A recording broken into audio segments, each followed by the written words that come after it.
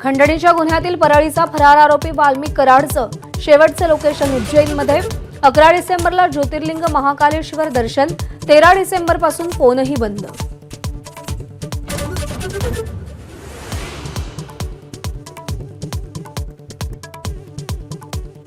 संतोष देशमुख हत्या प्रकरणातील चर्चित वाल्मिक कराडच्या शरण येण्याच्या हालचालींना वेग, पोलिसात फक्त खंडणीचा गुन्हा।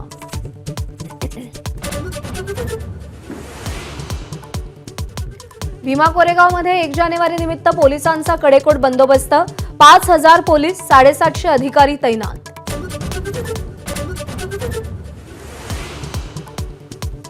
नागपूरमध्ये 50 लाखांपेक्षा जास्त किमतीचं 550 ग्रॅम एमडी ड्रग्ज जप्त, 4 आरोपींना अटक। नवीन वर्षाच्या पार्ट्यांपूर्वी पोलिसांची मोठी कारवाई।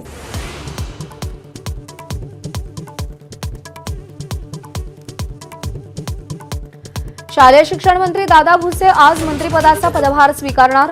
सूत्र स्वीकारताना नाशिकहून आलेल्या 50 विद्यार्थ्यांची उपस्थिती।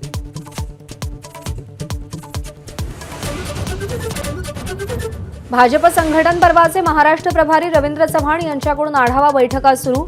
महिला मोर्चा आणि युवा मोर्चाला 25-25 लाख सदस्य नोंदणीचं लक्ष्य।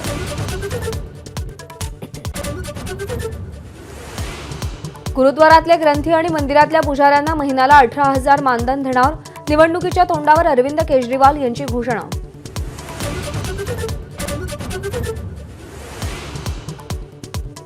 मुंबईमध्ये वायू प्रदूषण धोकादायक पातळीवर, प्रदूषण नियंत्रणासाठी महापालिकेचा आटापिटाव।